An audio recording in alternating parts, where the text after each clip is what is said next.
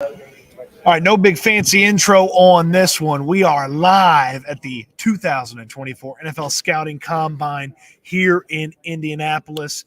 Man, this has been a blast, and we're going to break down a bunch of the players that the Texans have already talked to here at the Scouting Combine, who they talked to, why it makes sense for the Texans to talk to that player, and there's so much to get to. Appreciate the comments throughout the video.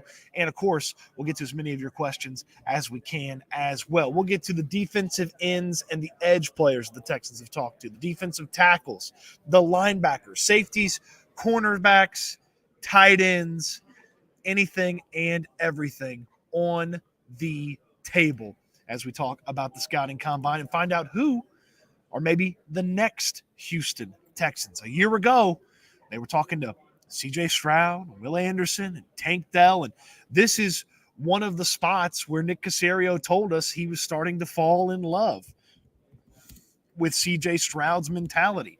This is one of the moments where Will Anderson a year ago felt like the Texans are where he was supposed to be. There's so much to get to, and we are going to have so much fun talking about it. And as again, get the comments in. Super chats go to the front of the line. We'll address those as we get to them. I'm going to go through each position, then we'll get to some comments, then we'll go back to the positions, we'll get to the comments, so on and so forth. So I appreciate everybody jumping in live. I appreciate you catching this after the fact. If you're catching it that way, of course, throw me a thumbs up on the video. Subscribe to the channel if you haven't already. Let's get into these prospects and maybe future Houston Texans. Along the defensive end / edge players conversation, the Texans obviously have got Jonathan Grenard as a free agent. Will Anderson is their other starter. He's good to go. He's under contract. He's not going anywhere, and he's the reigning defensive rookie of the year. You think Nick Caserio and D'Amico Ryans know a thing or two about that edge position, but they've talked to a variety of different players at the edge position. They've talked to the guys you expect them to talk to. Chop Robinson, the Penn State defensive end / edge rusher. He's a super intriguing name. Robinson is a freaky athlete. He told us yesterday he has 9 siblings, and his meeting with the Texans was last night, and he's just a athletic specimen. Now, it may take some time for Chop Robinson to round into form, to be the guy that you need him to be for the Texans. But when you start to think about, hey, Will Anderson's ready to go, ready to rock, if Chop Robinson is there in the latter part of the first round, maybe after a trade back or the early part of the second round, after a trade back, he kind of feels like that type of guy. But if the athletic potential showcases itself, why not make an investment in a guy like him? But Robinson was a fun guy to talk to. It was a fun conversation. He was a intriguing prospect heading into the scouting combine weekend. He's going to stay an intriguing prospect as some of the athletic testing goes forward. Washington defensive end / edge rusher Braylon Trice was a surprising name. I didn't know that he totally fit exactly what the Texans were going to do from the defensive end standpoint going forward, but I asked Trice, hey, have you had a chance to talk with the Texans? He's like, yeah, I did talk with the Texans. I actually really enjoyed the conversation. And I was like, So the Texans not putting themselves in a box when it comes to the defensive ends or the edge rushers that they're trying to pair with Will Anderson. And they've got to do their homework on these defensive ends on the off chance that Jonathan Grenard leaves and they don't replace him in free agency. So anything and everything feels like it's kind of on the table from the defensive end standpoint. And Braylon Trice is a big-time player out of Washington. Was one of the key members to that Huskies defense. And as I was talking to Trice and as I was looking at him, one of the draft analysts that I really like walked by, and he does one of these. So Trice is in front of me, and the draft analyst walks by and goes, I was like, okay, all right. So Braylon Trice, big-time guy, got to pay a little bit of attention to because the Texans have talked to him throughout the draft process, and maybe go back and watch some of those Huskies games, just get a little bit more understanding about him. Another guy that confirmed met with the Houston Texans from the defensive end / edge situation. Really, he's just defensive lineman. You've heard me talk about this guy before because he was one of the studs, one of the standouts at the Senior Bowl. You know what? I bet the NFL Network doesn't want me broadcasting their TV in the background. All right. He's one of the studs, one of the standouts there in the Senior Bowl, and that was Darius Robinson, Missouri defensive lineman. And I say defensive lineman because he's a defensive tackle for Missouri a ton, but he also plays defensive end. He told me at the Senior Bowl, I love playing in a wide 9 defense, I like being set way out there and just going and attacking the quarterback. And that's exactly what DeMeco Ryans would do with him in this defense. But he also would be a guy that you could bump in because he's a big physical guy. You could bump him in from the defensive tackle spot along the lines of Eric Armstead, who DeMeco Ryans coached, obviously, in San Francisco. So there's a lot to do with Darius Robinson out of Mizzou. Impressive guy. Really impressive guy. He stood there for all 30 minutes of his media availability. He answered all the questions. Obviously, guys come and go from the reporter standpoint. He answered all the questions, even when they were repeat questions. And he was talking technique. He's like, I got to get better at this technique. I've got to be able to learn how to do this. This move is really good for me. This move's not good for me. Like, it was a pretty informative 30 minutes. And he went podium.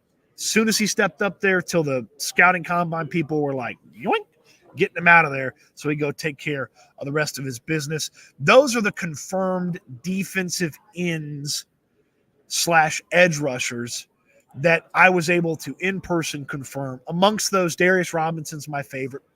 Probably a little high at 23 if the Texans wanted to do that.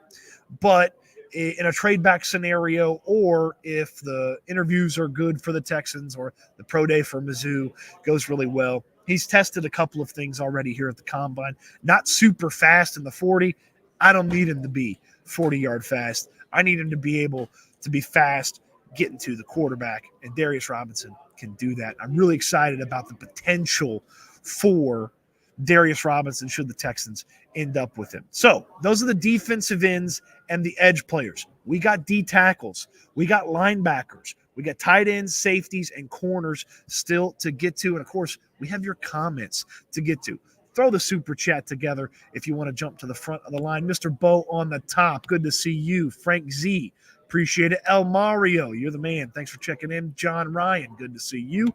Chewy, appreciate you jumping by. J-Rock, good to see you. Cameron, thanks for jumping in. Johnny, Braden Fiske looked like he was doing his thing out there today. We'll talk about him here in the defensive tackle situation here in just a moment. Sumo, good to see you. It's going great, man. I love the combine. Got to go in 2019. Didn't get to go in the years since until right now. It's one of the most fun things that I get to do, and you get to talk to all these players. You get to talk to all these different people, cover other teams. It's awesome, man. Calculon says, let Grenard and Collins test the market, get better price, or use that loot to nab up some more talented free agents. Yeah, Collins is under contract, but I think you mean Rankins. So let Rankins test the market. Yeah, he was a mercenary for a 1-year deal coming in anyway. And then Grenard, look, if the market tells you he's a $20 million a year player, I'm not comfortable with that. Chewy says Trice is a monster. Braylon Trice he looks twitchy. In that, like, he looks like a guy that just boom. Can just, it's like he teleports. Will Anderson does that sometimes. Will Anderson does that. I call it teleporting, where he starts his rush, and the next thing you know, he's at the quarterback. Trice has got a little bit of that to him. I've got to watch some more Washington games because I didn't feel like he was a guy the Texans would be super interested in. I know he was in one of the mock draft videos that I did, but Trice is a really intriguing prospect out of Washington. Edge, defensive end type of guy. Jose says, I thought Trice looked better last year. He didn't look as fast, but he got stronger this year. Yeah, you got to figure out that balance. And look, I trust this coaching staff with a defensive end prospect, with an edge prospect, to not only have that guy ready to play right away, but to have him ready to make an impact right away. So we talked about the defensive ends and the edge players. Let's talk about the big fellas. Let's talk about the defensive tackles. The Texans have Malik Collins. They've got a bunch of free agents at the defensive tackle spot. Sheldon Rankins is a free agent. Khalil Davis is a free agent. And Kurt Heinisch is still on the roster. But let's talk about the big fellas. Let's talk about some of these defensive tackles out here in Indianapolis at the scouting combine. So Illinois defensive tackle Johnny Newton, okay? Johnny Newton. Now, you've maybe have heard the name Drazon Newton. It's the same guy. He just decided to go by Johnny. And then actually at the podium yesterday, he said, I don't really care what you call me. I don't care if it's Drazon or Johnny or whatever. But Illinois defensive tackle Johnny Newton, he met with the Texans, and he's a big physical guy. He's probably not as impressive as some of these other players would be. Like, it would be a very workman safe selection to get a defensive tackle like him with the 23rd pick. I mean, good high floor. I just don't know if the ceiling pays off as much as you would want, but I thought the same thing when the team drafted Whitney Merciless all those years ago. Whitney Merciless turned into one of the best players in franchise history. It took a while to get there, but it just, defensive tackle, like offensive lineman, it's not super sexy. It's not the most impressive and fun thing to draft, but sometimes you need it. And if the Texans bring back Jonathan Grenard, they may look to a defensive tackle like Johnny Newton to fill Sheldon Rankins' spot along the defensive line. Heck, even if you bring back Rankins on, say, a one-year deal, you might still invest in that defensive tackle spot just to really round out and make that defensive line a big-time strength for you. So Johnny Newton is a guy to pay attention to throughout this process. He played through an injury and was describing in great detail what was affected by the injury, why he played through it, how he's recovering. So that's something to pay attention to coming back from that injury for Johnny Newton. But a player that the Texans met with. Now, a player the Texans, I can't confirm if they met with him or not, because his explanation when he was asked who he met with was, well, between the Senior Bowl and here, I think I've met with all 32 teams. So Braden Fiske, the defensive tackle from Florida State, played at Florida State for 1 year, was previously played at Western Michigan, was a monster working out already. Like, so fast. Is one of the fastest times at the combine right now as we talk to you live from the media center here in Indianapolis, where they're working out just a few thousand feet away from me at Lucas Oil Stadium. He's one of the fastest guys so far. And I talked to a draft analyst yesterday, and he was talking about defensive tackles, and he's like, I kind of want the Texans to lean towards a bigger, nastier defensive tackle than like your typical 6'3", 300-pound type guy. And I was thinking to myself, oh, okay, well, like that probably eliminates Braden Fiske, because that's about where he is. And I was like, oh, so no Braden Fiske? And he goes, oh, no. He's the exception. And I was like, oh. He goes, yeah, he's the exception. Fiske's the guy that the Texans should look to get. And I was like, well, that's really interesting. You said that, hey, they've got enough of guys like Braden Fiske. He's like, well, he's going to be a freaky guy that tests, and he's really good, and he's nasty, and he's violent. And he was one of the best players at the Senior Bowl when I was there in Mobile, Alabama. And he's a fun, big, fun-loving personality. Was real happy with his time at Florida State. So that's a guy to pay attention to in this draft process. These workouts, he's going to fly. He's going to fly up the board. So I don't know if it's late first round. I don't know if it's top of the second round. I don't know if maybe he was a middle round pick and now he's a second round pick, but Fiske's a name that you need to pay attention to. Byron Murphy, the defensive tackle from Texas. Didn't get a clear answer on if he met with the Houston Texans while he was here, but I talked to a draft analyst about Murphy. He's one of the guys here in the thumbnail for this video. And the way that draft analyst talked about Byron Murphy, he said he's perfect for the Texans. He's nasty. He can rush the passer. He can stop the run. He can play with guys. He can handle double teams. He's just freaky, nasty guy is basically what they said about Byron Murphy, the football player, the human being. That's not what they were talking about. But they say he's perfect for the Texans. And then one of his colleagues standing next to him goes, he ain't going to be there. And I was like, oh, man. So Byron Murphy, if you see him in the mock drafts, I mean, there's a Las Vegas station here, and they just started their show a few minutes ago. By the way, the time zones are totally screwing me up. And one of the guys is like, oh, yeah, I like DBs, and I like wide receiver impact players. He's like, but that Byron Murphy. And I was like, man, the Raiders are looking at Byron Murphy? Like, they pick way high compared to the Texans. So that's a guy that I like a lot. He's really impressive. He's the best Texas defensive tackle in this draft. He's probably the best Texas player in this draft.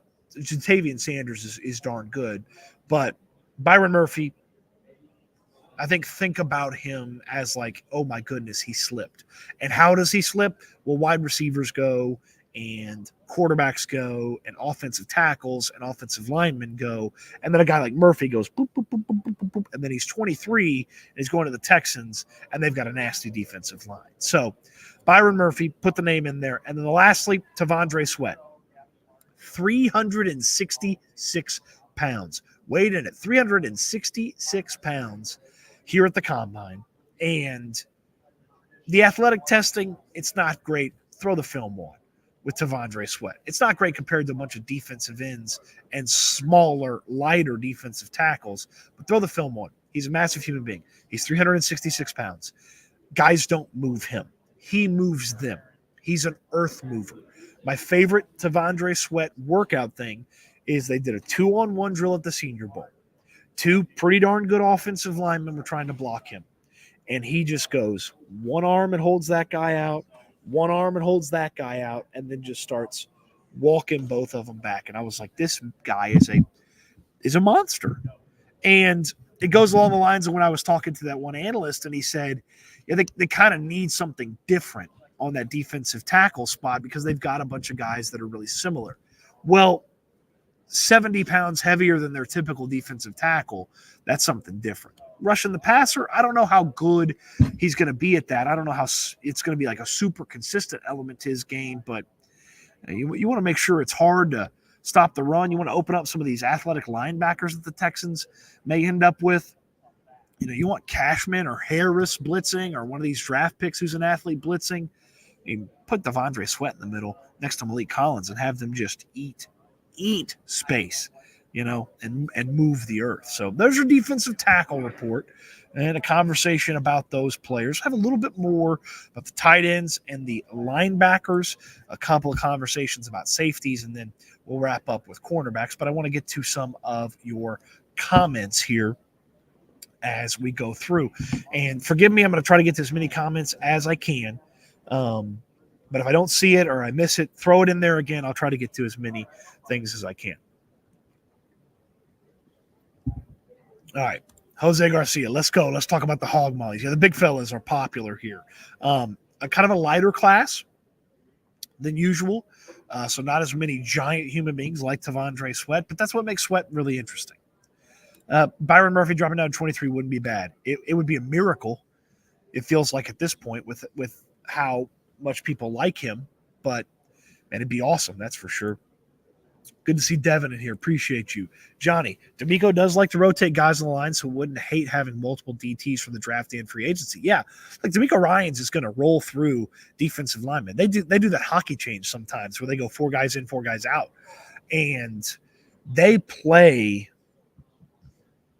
8 guys. Sometimes with injuries and stuff, they go about playing 7 or 6, but they play 8 guys on a pretty consistent basis. So I am not opposed by any means to spending some significant offseason capital on that defensive line.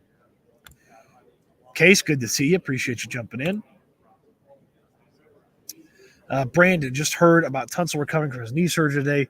Would definitely keep him out of pointless special teams plays. Yep. Chop Robinson, really good name. Not a big fan of the University of Texas, but hey, once they get drafted, they're not a Texas player anymore. They're a Texans player. Yep, Sweat with Tandre, good one. You think the Texans take a wide receiver at 23? It's possible. I mean, there's going to be some really freaky wide receivers from an athletic standpoint, and they're going to test really well. Johnny says Raiders need a QB, I would imagine. I don't know if Aiden Mustachio is the guy there. Yeah, it's a good point. It's a good point. Yeah, 6'4", 362. Yeah, you're shorting him a few pounds. Talk about taking up some running lanes. He's a big, nasty dude. Big, nasty dude. Good to see Brandon Scott in the chat. If you don't follow Brandon Scott on social media, the Twitter name escapes me off the top of my head, but Brandon Scott, Brandon K. Scott, I think is his Twitter. The B Block with Brandon Scott here on YouTube as well. Check out Brandon's work. He does a fantastic job. The Quinyon Mitchell talk. Yes, he did. We'll talk about Quinyon Mitchell when we get to the cornerbacks. I've seen the Texans talking a lot of safeties. Who's your favorite and a realistic pick for us? All right. Put a little star next to that. We'll come back to it. Let's see. We talked about wide receiver. Put a star next to some of these. And we'll come back to cornerback, safeties. Let's go to the linebackers here. So a couple of different linebackers that they talked to. They talked to the super freaky athlete. They talked to kind of the middle of the road guy that's got some athleticism and is sort of the film guy, the film genius, a little bit of that. And then they talked to what I call northern To'o, which is not super athletic, not super, freaky from an athletic standpoint, but he's got it all up here. And he's one of those guys that the team just turned to over and over again. So let's actually hear from a couple of those linebackers. This is going to be Peyton Wilson, the NC State linebacker, and he is likely going to be one of the most athletic players here at the Combine. Let's hear what Peyton Wilson had to say about the Houston Texans and some of the conversations he had with the team. Yeah, I actually had a formal with them earlier this week. So, what'd you think about D'Amico Ryan's former linebacker as a head coach? Yeah, it's amazing. Just having a defensive mind as a linebacker coach, and being able to sit in there and just watch film with them, and credit to Coach Gibson at NC State. I know that our defense like the back of my hand, so just being able to showcase that I understand football, I'm able to pick up a defense. It was really cool to be in there with them. So here's the deal with Wilson. Significant injury history. Shoulder injury, knee injury, had some injuries, I think, before he got to college. So significant injury history. And then he was healthy this past year. He's one of the best players in all of college football. So the Texans talking to him, he's probably not an investment at 23, but second round, moving around out of the first or back in the first, up where they are in the second round. Starts to get really exciting about adding a guy like that. And, if he's a second round pick and your first round pick's a defensive tackle, you can kind of see, like big time athlete, tall, lanky, long, can do a lot of stuff with the linebacker spot. Then you start to understand exactly how a safe pick, not super exciting defensive tackle. They're going to do some fun stuff with Peyton Wilson. They blitz him a little bit and have some stuff really be intriguing and interesting when it comes to him. So they talked with him, had an official meeting with him. And then, I said he's the super athlete. Combination of the athlete and the guy that kind of knows what he's doing is a guy named Ced Gray, North Carolina linebacker Ced Gray. I talked to Ced at the Senior Bowl, and he talked with the Texans there, and he's talked with the Texans here at the Combine. And I liked what he was doing at the Senior Bowl. So they have a media availability, and this one media member asked him, like, hey, where do you think you got better over the course of the year? And he's like, actually, that's a good question. He's like, I had a lot that I wanted to get better on, specifically this one play. So he asked the media member to, like, set his stuff down.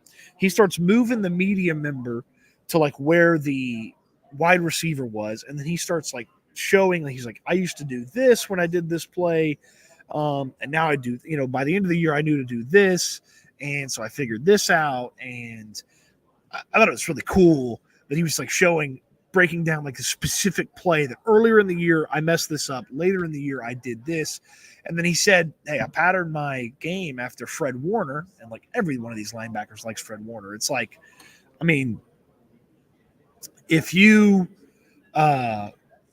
play defensive tackle, you like Aaron Donald. If you play left tackle, you like Trent Williams or Laramie Tunsil. If you like corner play, you like Jalen Ramsey. Like everybody these guys say they're Fred Warner.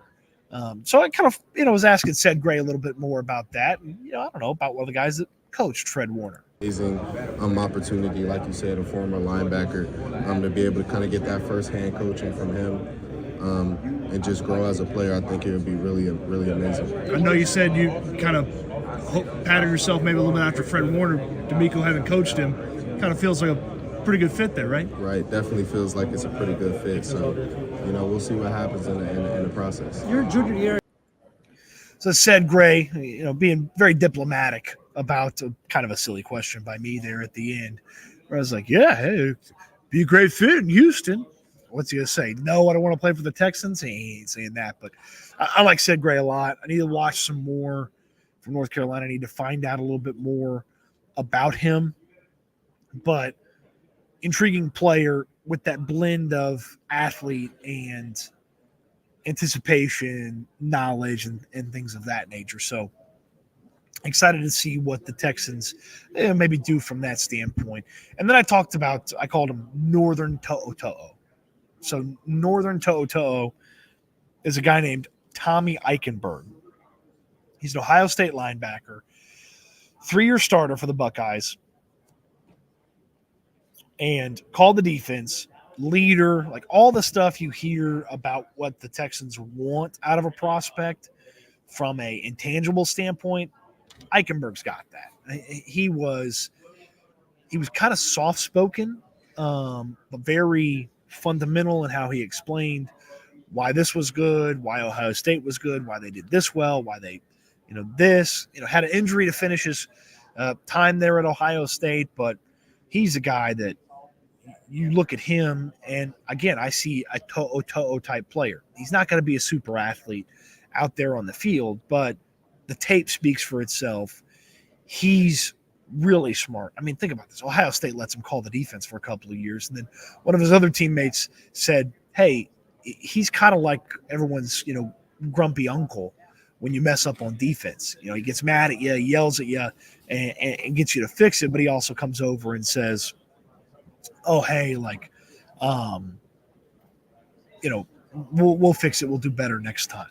And so I thought that was a really good line there about Tommy Eichenberg. So that's a name to just kind of put on the radar, think about it, and the Texans have talked to him. So Tommy Eichenberg. So that's your linebacker conversation.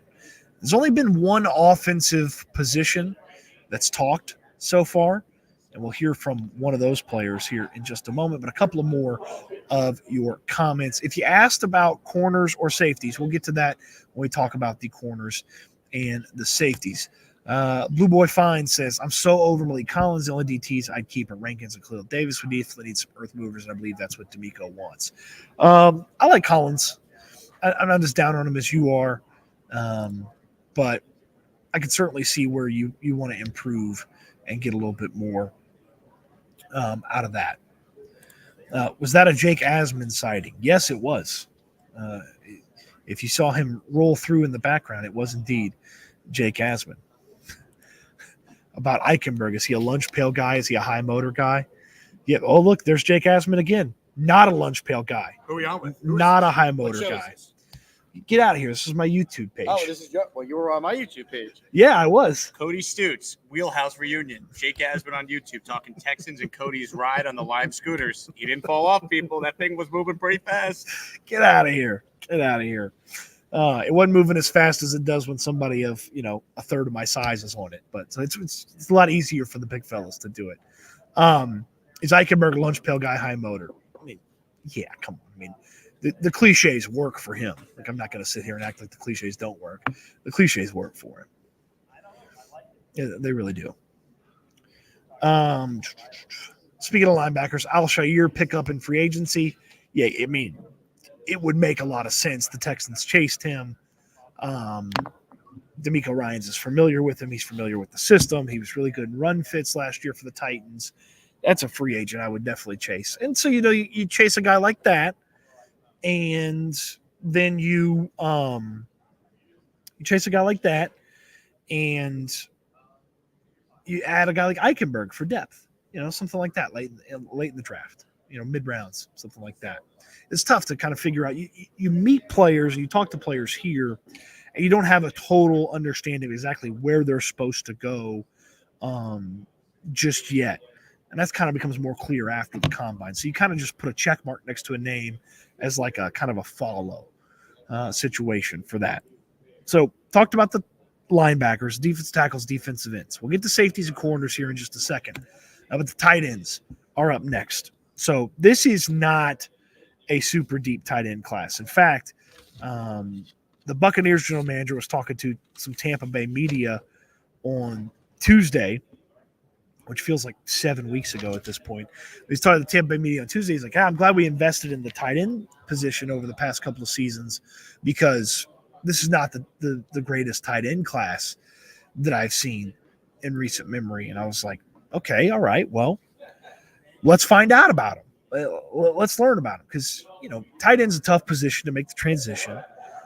You don't get a lot of opportunities from a receiving standpoint. Blocking's difficult because all the people you're trying to block are the best in the world. So it becomes hard to do that on a consistent basis. But there's some names to pay attention to. Brock Bowers is the top guy. I don't believe he's going to slip. Miguel asked would he be a good pickup if he's available. I mean, if he's there at 23, run the card up there. If he's there at 20, go get it. But I don't see how he's getting out of the early teens. So, I don't know that Bowers is going to be there. And the Texans haven't met with Jatavian Sanders yet. He's considered by most to be tight end number 2 in this draft. So they haven't met with Jatavian Sanders. Asked him that today when we talked to the tight ends. But they have met with what many people believe to be tight end number 3. Now, tight end number 3 is a guy by the name of Cade Stover. Cade Stover played at a little university that you'll know as the Ohio State University. And he played with, of course, C.J. Stroud. So when he was asked about, hey, have you met with the Houston Texans, Stover had plenty to say about the Texans and the opportunity to reunite with his college teammate. Years ago, he was from Rancho Cucamonga, California. I'm from Mansfield, Ohio, polar opposite sides of the world. But I couldn't tell you how much respect and how close I really was with that guy, just for his pure and active wanting to win, and my pure and active wanting to win.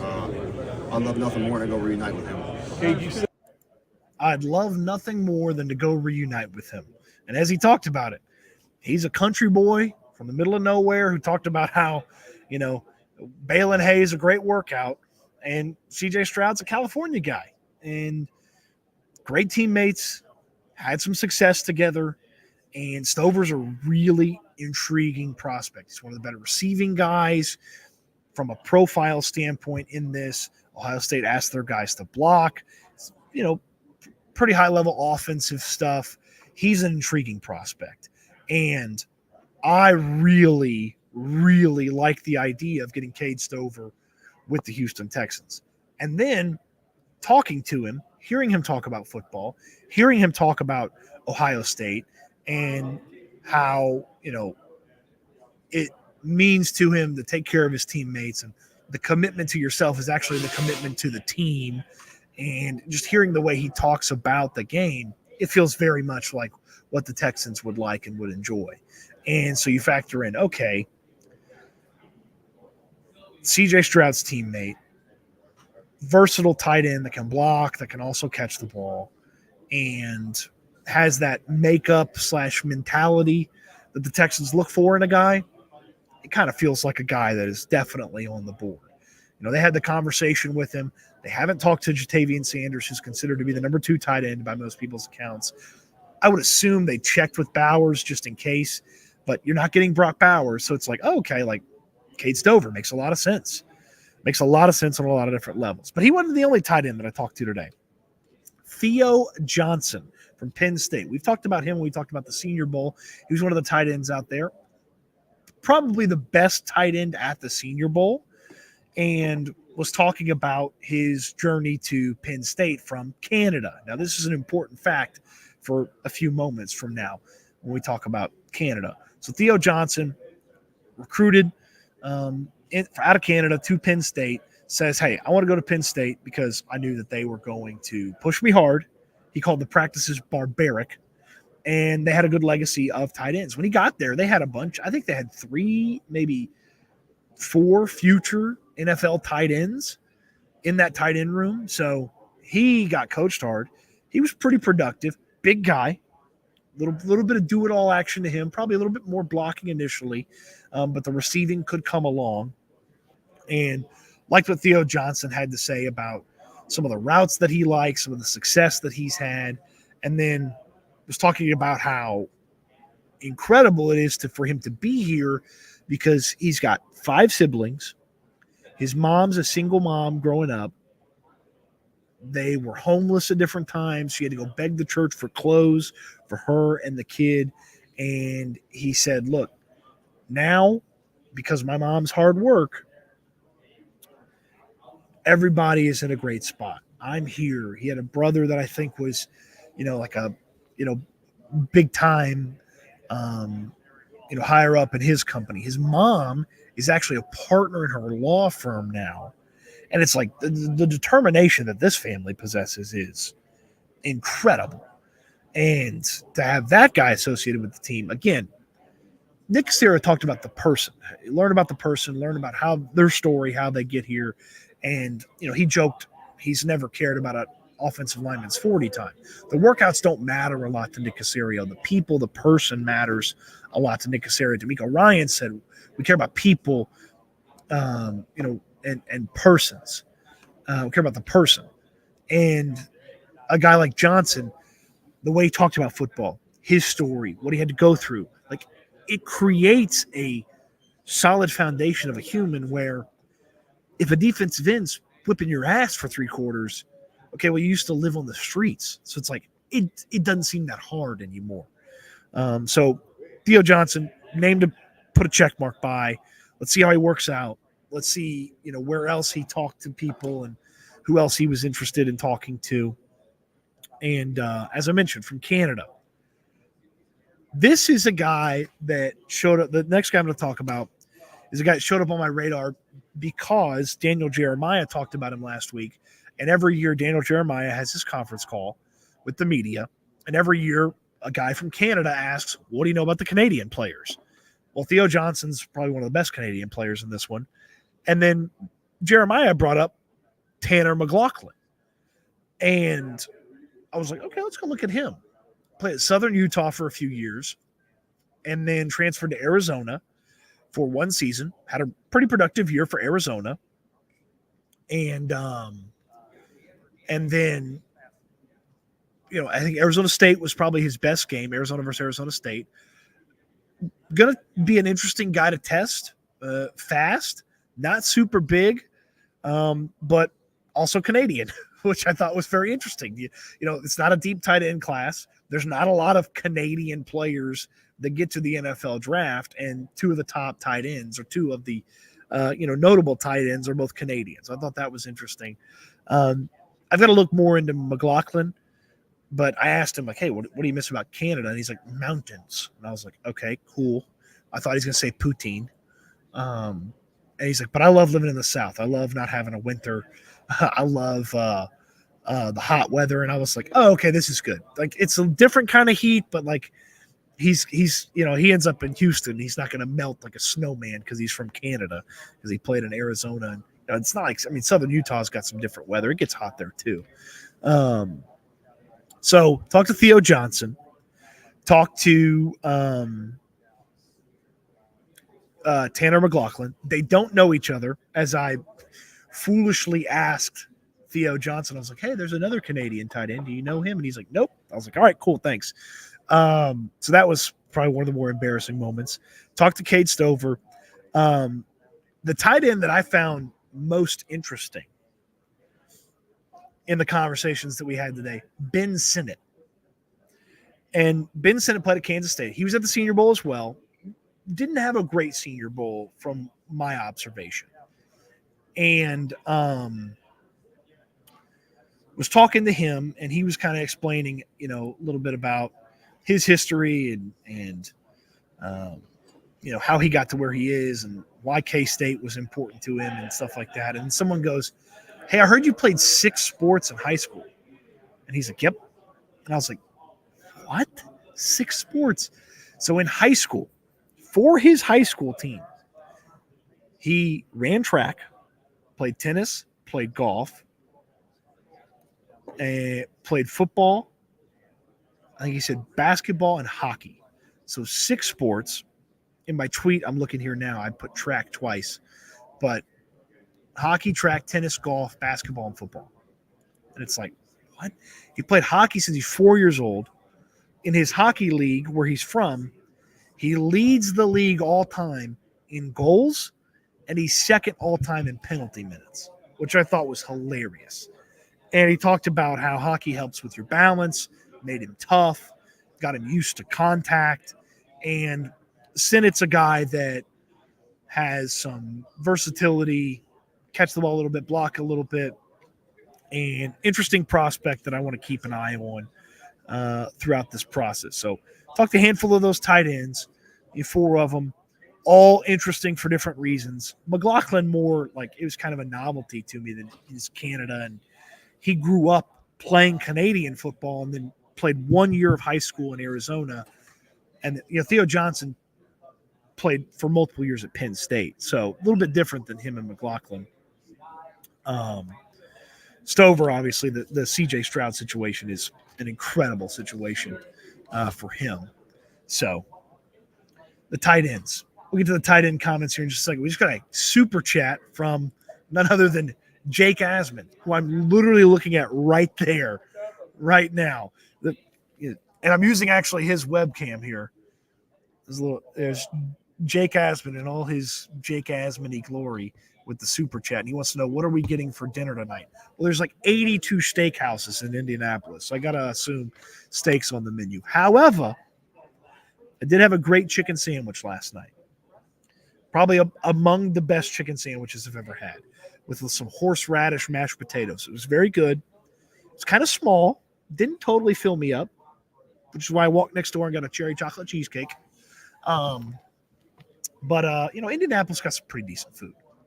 They're very proud of their steaks, but it's not as impressive to, us Texans. The steak's a little bit better. So what are we getting for dinner tonight, Jake? I don't know, but we'll figure something out. I really would like to actually go get another one of those chicken sandwiches if you're down. So maybe we'll get a chicken sandwich. Out of Canada, I mean, look, there's going to be so many fun Canada conversations if they end up with one of the Canadian guys.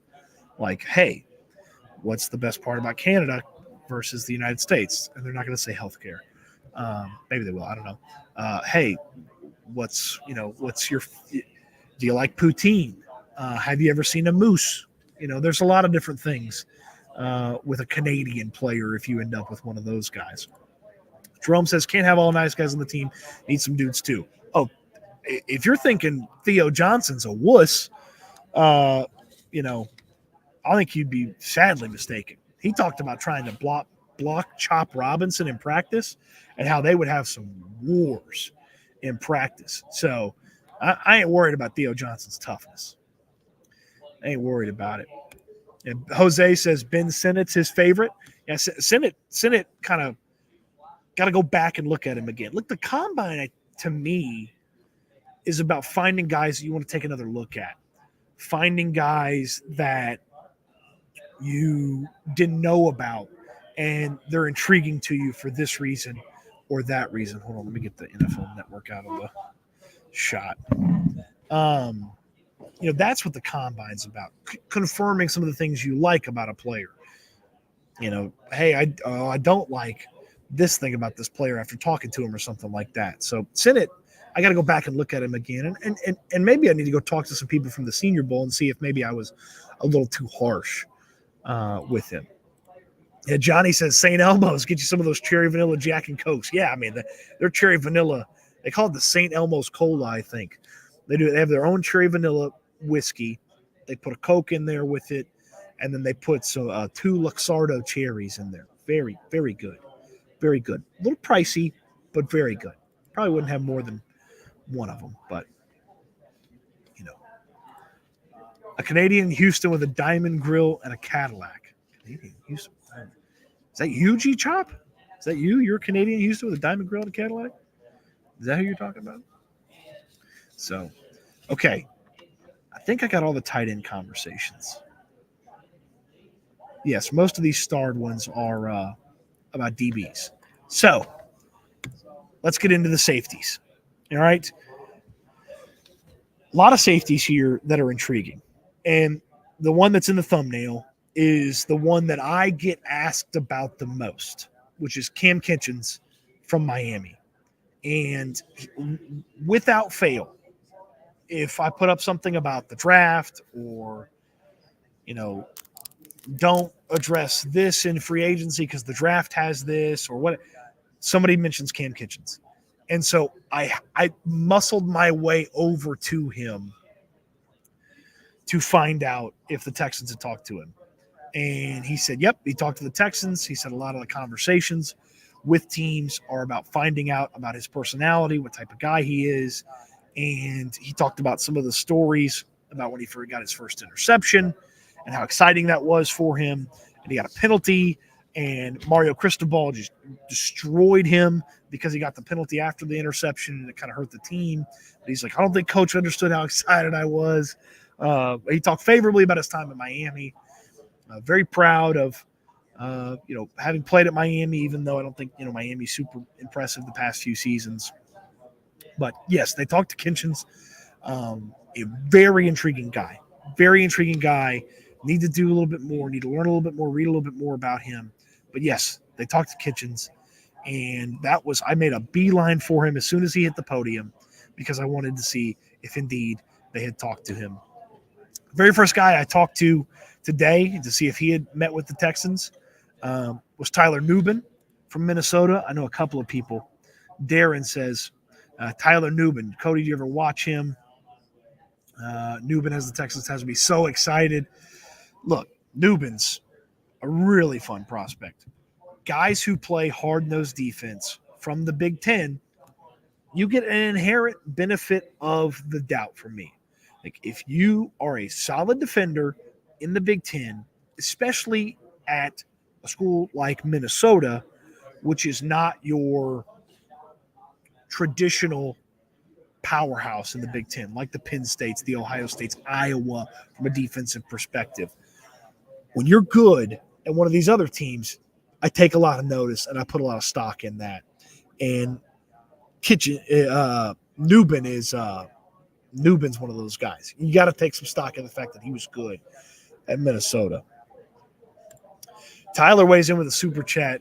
Oh, man, this is generous, man. I appreciate that. Stakes on me tonight, Stoots. How likely are the Texans to focus on building more through the draft rather than free agency? I'm worried they want to run 2023 squad back for 2024 with no major moves. I think they are being very delicate with their approach to free agency because you don't want to end up as an ATM for everybody. You don't want to end up as the big spender because everybody knows you have a lot of cap space. I think that's kind of the messaging behind Caserio. And look, a year ago, they primarily had their asset opportunities to improve in the offseason in the draft. They had the first and the 12th pick. They had the extra selections there in the middle. Like, that's how they were going to improve, was through the draft. And then they were going to fill in with some free agency. To me, this offseason is the reverse. They're going to improve by, keeping their talented players if they want to keep them. I don't think they should just run it back with everybody, but keeping the players that they think are talented and can improve. Finding other free agents, like spending on the running back position beyond Devin Singletary. Maybe finding a veteran backup player at the wide receiver spot that's got a little bit more juice than some of the veterans they had, or veteran backups at safety or cornerback, something like that, and then fill in with the draft. Look, D'Amico Ryan said this week, I don't care if you're a rookie. I don't care if you're an 8-year vet. If you can play, we'll put you on the field. And that's evident under D'Amico Ryans, which is a huge change from Bill O'Brien, who would 10 times a year tell us rookies don't know anything. But D'Amico Ryan says, rookies know something, and we're going to put them on the field if they can play. There's a lot of guys that can play. We're talking about the safeties right now. There's a lot of guys that can play at safety and can be a factor from the safety spot now with Jimmy Ward and Jalen Petrie. Can be a factor in the safety spot next year when Jimmy Ward or Jalen Petrie move on if Petrie doesn't bounce back. So I'm not worried about free agency. Now, if we're 2 weeks in and they're doing a bunch of the typical, 1-2 year deals, just re-signing guys, haven't talked to some of the big names, start freaking out. Because the 23rd pick, it's not nearly as valuable as the 1st and 12th pick, the 2nd and 12th pick, and ultimately what they ended up with, the 2nd and 3rd pick. Tankathon does this thing called draft power rankings, and it takes your picks and the value and assigns you a number. The Texans were 2 last year. They're in the 20s this year. That's the difference. So they have to spend. That's how they're going to improve their team. Tyler, the super chat is extremely generous. Thank you so much. I greatly appreciate that. It's very kind, and I hope I answered your question to the best of my abilities. A couple more about the safeties. Newbin, Minnesota. Like him, need to watch some more, but when you ball at a non-traditional power in the Big Ten, that's a guy that is worth paying attention to. Bo Braid from Maryland. Really excited to dig into him a little bit more. Informal meeting with the Texans. And played against CJ Stroud. Had some success against Ohio State when he did play against CJ Stroud. So Braid's a guy I'm going to dig a little bit more into. But the Texans had an informal meeting with him. Cole Bishop is a guy that I'm excited about. He was at the Senior Bowl, Utah safety, and not a huge guy, but not small. So, pretty average size. I don't believe he's going to test super well, but he's an intriguing prospect. Utah's really good on defense. Have been one of the best Pac-12 defenses in the past few seasons. Obviously, they're headed to the Big 12. They're going to be one of the best defenses in the Big 12. Utah is a super intriguing program, and I like a lot of their players. Cole Bishop's played safety for them, and asked him, hey, did you talk to the Texans here at the Combine? Because I think you talked to him at the Senior Bowl. He's like, yep, talked to him at the Senior Bowl, talked to him here at the Combine, and he is sort of that tight end weapon. And I say, like tight end weapon. He didn't play tight end, Cody. He plays safety. He's the guy you stick on to tight ends and lock that tight end down, which bodes really well for a guy who's not going to be a super high draft pick. If he's got a specialty that you can put him on the field initially, that's a guy that you can trust early on and then start to figure out what else he can do. And you think about some of the tight ends that the Texans are going to end up playing in 2024. Okay, well, obviously you've got Evan Ingram twice a year. The Colts have like 3 different tight ends that they'll throw at you. The Titans tight end, whose name is extremely hard to pronounce, but Mark Andrews is going to be on your schedule again. Like, if you have a weapon against tight ends, it's kind of an intriguing prospect. So Cole Bishop, safety out of Utah, guy that I want you to put a little check mark next to. Cameron Kitchens, we mentioned him. Tyler Owens, one of my guys from Texas Tech, one of the greatest universities to have ever produced people. He met with the Texans at the Combine, talked a little bit about, hey, he can play a lot of special teams. His play diagnosing and anticipation is huge. He's going to be one of the fastest guys at the combine, and maybe the fastest guy at the combine. Says he's going to run a 4.2 something, and he just kind of very casually said, he's like, yeah, I'm going to run a 4.2 something. And I was like, why do you make it sound so easy? Owens is a guy, late round guy that is worth paying attention to.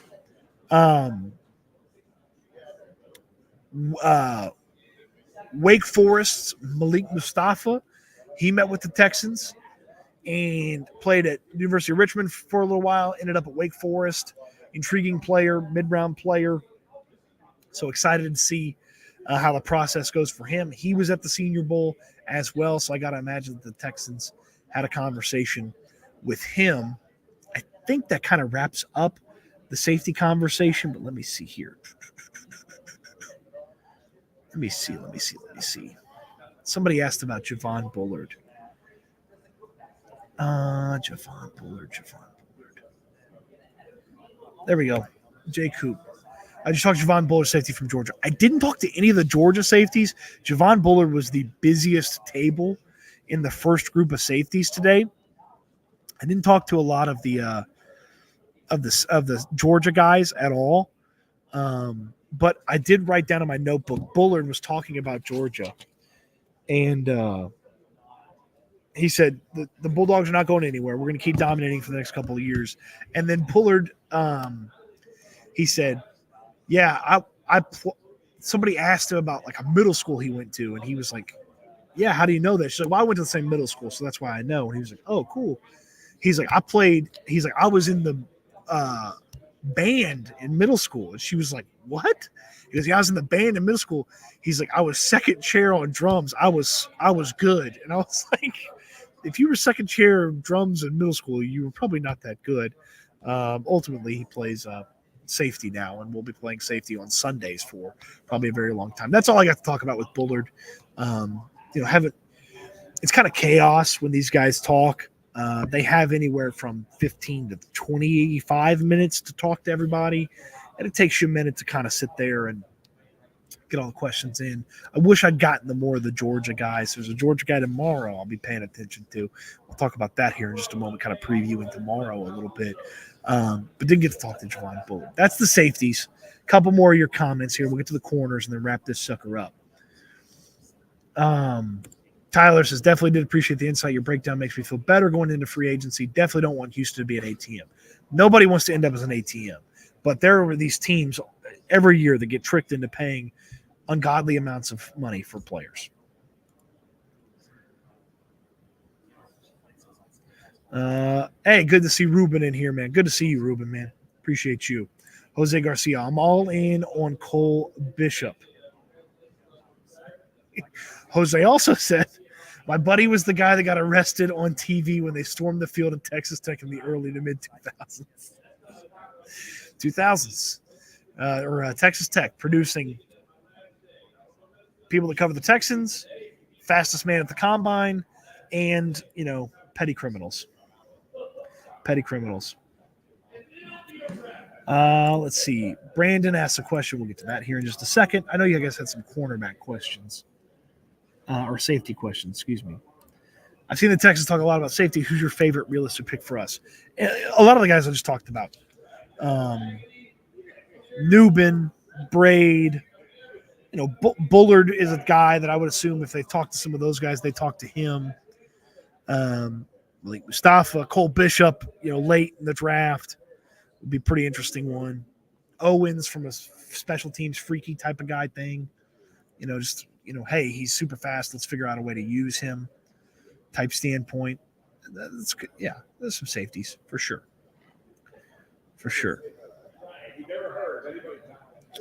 All right. All right, starring a couple of more comments.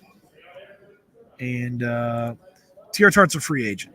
I don't believe they'll bring him back. If they do, he's got a leg up on other free agents because he's been in the building for a month or so. All right. Cornerbacks. Now this position's loaded. There's so many good cornerbacks. So I want to show you guys. This is what the sheet looks like for safeties. 2 groups. You get 30 minutes with them. A couple of tables and stuff like that. This is what the sheet looks like for tight ends. Okay, again, 2 groups, about 30 minutes or so with the tight ends. This is the cornerback sheet. There's too many cornerbacks. You get 3 groups in the hour. You get 15, 20 minutes, and that's if they show up, because they're the group that does medical testing in the morning, and so they're late to some of the meetings and some of the conversations. But cornerbacks that we know the Texans have talked to, man, they have talked to, it feels like, everybody at corner. Desmond James from Auburn, one of the lightest cornerbacks in this draft, but rangy, can make plays. Informal meeting with the Texans here and talked with them at the Senior Bowl. Super intriguing late round prospect. Kalen King, mid-round guy. Informal meeting with the Texans, met with them at the Senior Bowl. So that's a guy that is pretty interesting. Cam Hart, big guy, bigger corner. Senior Bowl, informal meeting here with the Texans. Mike, oh gosh, don't screw his name up, Cody. Sainristil. Mike Sainristil from Michigan. Bunch of interceptions. Slot corner, tackler, wants to get his nose in there. Informal meeting with the Texans. And then you get to the big dogs in the class. You get to the studs. Okay, there's 4 or 5 guys at the top of the cornerback situation. 2 guys from Bama, Kool-Aid McKinstry, and Terry and Arnold. We've talked on the channel at length about Quinion Mitchell from Toledo and how fantastic he's been. Nate Wiggins from Clemson, and Ennis Rakestraw from Missouri. So those are kind of your top corners in this year's draft. Didn't get a confirmation on McKinstry because he was late because of medical testing. Terry and Arnold met with the Texans, formal meeting. Said he loved talking to D'Amico Ryans about defense, shouting out the former Bama guy, shouting out his former teammate, Will Anderson. Quinion Mitchell, he met with the Texans in a formal meeting. He also met with them at the Senior Bowl as well. Ennis Rakestraw, he met with the Texans, formal meeting here at the Combine. Nate Wiggins hadn't met with them yet, but was scheduled to meet with the Texans. So they're investigating those top corners, trying to figure out exactly what they want to do from that standpoint. This is a weak free agency class when it comes to corners. Jalen Johnson's up near the top, but then it's like Stephon Gilmore, L'Jarius Sneed's off the market now. Somebody asked about Lassiter. They met with Lassiter too while the Texans were here. Kamari Lassiter from Georgia. So it's a weak free agent class. By virtue of it being a weak free agent class, okay, go get a rookie. Go get a rookie that can, take care of some business and make some plays. Quinion Mitchell was real late to the media interview today. Some of his medicals, he finally met with the team, or met with the media and confirmed to Aaron Wilson that he met with the team here in a formal meeting. And, of course, he talked with them at the Senior Bowl as well. I love Quinion Mitchell. I'll sign up for him today. I'll sign up for Quinion Mitchell today. But I'll tell you what, I'll sign up for just about any of these guys. Every one of them was interesting to talk to. Terry and Arnold has incredible confidence. Like, as quiet as Derek Stingley is, that's how confident Terry and Arnold was. He's like, my mentality is the reason I'm the best corner in this class. And I was like, okay. He's like, I just want to be better than everybody. I was like, all right, cool. I like that. We talked about how good I like Quinion Mitchell. Ennis Rakestraw, he basically said, I'll mix it up with anybody. He said, I want to be tough. I want to be physical. I want to beat people up. And I was like, I'm in. And then Nate Wiggins was fun, man. He was kind of just cool, laid back. And he was mad that people kept saying he's going to run a 4.5. He's like, yeah, I'm not running a 4.5. He was like, people are really saying I'm running a 4.5. They're wrong. I'm not running a 4.5. And So I thought that was really funny. He's really impressive.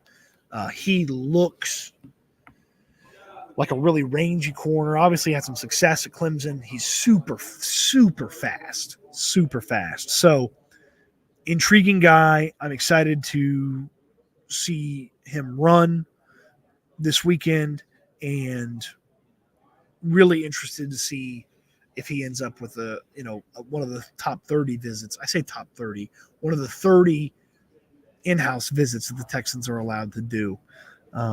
He'd be a freaky guy to be out there at the cornerback spot. So that's the cornerbacks. I think I did not talk to Cooper DeJean. Cooper DeJean had the second biggest group of people at the combine. The biggest group so far has been everybody wanting to talk to Brock Bowers. Cooper DeJean had the second biggest. He had the second biggest gathering of people. I'm looking at this list just to make sure I didn't miss any corners that I talked to. I don't think I did. Cooper DeJean had the second biggest group, and he had to talk about basically, I'm here to interview. I'm not working out because I'm recovering from an injury, and I haven't worked out, so it's going to be a while, and yada, yada, yada. Would I like the Texans to get DeJean? Sure, absolutely. Is he as good as some of these other guys? Tough sell. Texans Undergrounds. Kyrie Jackson from Oregon there. Yes, he was. I think he was late. Medicals ran long or something. So we missed him. The first group was very discombobulated. Okay, SEC Unfiltered says Kool-Aid met with the Texans formally. All right, so the top 5 corners, they met with him formally. So, kind of shows you that's what they're focused on. That's what they're going to go after. So, let's see. The Midnight Ace from earlier. Cody, could you do Mitchell out of Toledo? Could possibly make it to the second round. What about Kitchens out of Miami? Kitchens could definitely be there in the second round. Quinion Mitchell's probably not making it to 23 when the Texans pick, which is unfortunate, because I think he is the bee's knees. He's my favorite corner. Throwback, old school, fast enough, strong enough, does it all. Doesn't do the no-fly zone crap. He's awesome. I really want Quinion Mitchell. I'll sign up today for Quinion Mitchell. Case, would you trade for Brandon Ayuk? Can't spell it, but you know what I mean. I would not. I don't want to invest draft capital in addition to the money that it would take for Ayuk. Midnight Ace. You think they could draft Cooper DeJean, move him to safety, heard he plays cornerback, and free safety, kickoff, and punt return? Yes, they could. I would not spend a first-round pick on a guy that is not going to start at corner opposite Derek Stingley. But if you told me they ended up with an additional first or move back a little bit and he's going to be sort of the big nickel and backup safety and maybe can start opposite Stingley, I'm in. I'm in on that. H-Town Swarm. My top 2 guys like the Texans are either Nate Wiggins or Brian Thomas Jr. if he's still on the board. BTJ is interesting, and I'm really excited to talk to him tomorrow. Wide receivers and running backs and quarterbacks tomorrow. You're going to make it over to Brian Thomas Jr. Yep. BTJ definitely going to be on the board. Definitely going to be on the board for tomorrow. I'll put little notches next to, I think there's like 15 wide receivers that I'm going to try to talk to tomorrow. May not get to them all, but definitely going to try to get to all of them. Devin's got a super chat off the draft topic, but Saquon has Texans as his preferred spot after constant communication with CJ. Look, CJ can recruit him and want him here. Does that mean he's taking a discount because he wants to play with CJ? That's my big thing. Is if the money's not right, don't do it. But if the money's within a solid range, do it. Do it. I'm all in on that. I'm all in on investing in one of these big-time running backs, Saquon or Josh Jacobs or, Singletary with somebody else. You've got the money. I think that extra $10 million that showed up on the salary cap, to me, that was a running back gift card. as like a gift card that you can use on a running back. That's what I feel like the extra $10 million that showed up on the salary cap was. Johnny with an important question, and Devin, thank you so much for the super chat. I appreciate that. Is that considering tampering? It is not. Players can talk to players as much as they want. Players can talk to players as much as they want. Let's see here. All right, that's the cornerbacks. Went through the ends, the edge players, the tackles, the linebackers, the tight ends, the safeties, the cornerbacks, wide receivers, running backs, and quarterbacks, which we don't care about the quarterbacks. So wide receivers and running backs tomorrow. Offensive linemen and quarterbacks are left after that. They're not drafting either one of those. Not high enough that I'm going to be paying a lot of attention to them. So won't get anything on that. But ton of wide receivers to talk to. Ton of wide receivers to talk to. Off the top of my head, I want to talk to Brian Thomas Jr., Ladd McConkey, Roman Wilson, Troy Franklin, who's my favorite wide receiver in this draft, Malachi Corley. So many wide receivers to talk to. That's a position that's really deep. 12 in the top 50 for Daniel Jeremiah's top 50. 12 in the top 50. So wide receivers going to be good. All right, Brandon's going to finish it up here. Any running backs you might be interested in behind Singletary or Barkley? Jacobs, Tandre Sweat is another guy that I'd be interested in.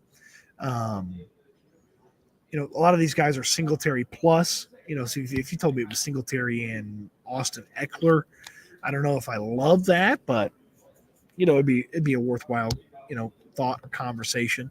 So there's a lot of running backs. Henry and Singletary, sign me up. Jalen Polk, another wide receiver, got to talk to him. A.D. Mitchell, got to talk to him. Xavier Worthy, got to talk to him. There's a million wide receivers. I'm going to be beside myself tomorrow talking wide receivers. They go earlier too, so be up here nice and early getting it done. Okay. The Twitter account has it live with a little bit of the information. At Cody _Stoots on Twitter /X. Houston football has I put a ton of work into the Houston football stuff. The link's in the description down below, www.houfootball.com, or just Google Houston football Cody Stoots. You'll find it. It's $7 a month, guys, and I promise you it's worth your $7. I promise you. 1,500 words last night on the defensive linemen and the linebackers and the combine, and $7 gets you everything. Okay, get you the combine, it'll get you anything else to do this off season, get you training camp. It does anything and everything for you. And if you sign up for a year, I'll give you 2 months free. I'll make it worth your money. You invest in me, I will make it worth your money. Okay, that's Houston football. You want to get all the written breakdowns, all the what I heard section about the various things, like, give you a little teaser. Last night, someone looking out the window goes, "Is that Steve Sarkisian?" It was not Steve Sarkisian. Okay. So there was one of those last night. It was, "Is that Ed Reed?" It was Ed Reed. So those are fun. And that's, when I talk to other analysts, when I talk to draft analysts or reporters for other teams, stuff like that, put all those notes in there. So it's fun. I promise you it's worth your money. It's worth your time. Thank you, everybody, for the super chats. Thank you, everybody, for commenting, the likes on the video, the subscribes, sharing the video, the comments after the fact. That's a big breakdown of all the stuff today. Broadcast schedule, a little iffy tomorrow because I'm flying back tomorrow evening. I will do my best to put as much up as I can. We still got free agent of the day coming your way tomorrow and Saturday and Sunday all the way up to free agency. So appreciate everybody.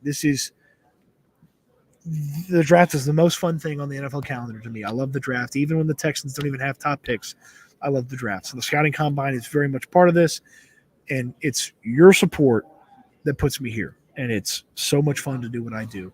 And I hope you all understand how appreciative I am of this opportunity that you have afforded me. So thank you, everybody, for the support all year long here on Houston Football and the YouTube channel. So we end the lives the same way each and every time, even when we're in a whole different time zone, in a whole different city, talking about the future of the Houston Texans. We still end this live the same way each and every time. It's my hope for you. It's my charge for you. I want you to eat good, sleep good, and be good. And we'll talk Texans again soon.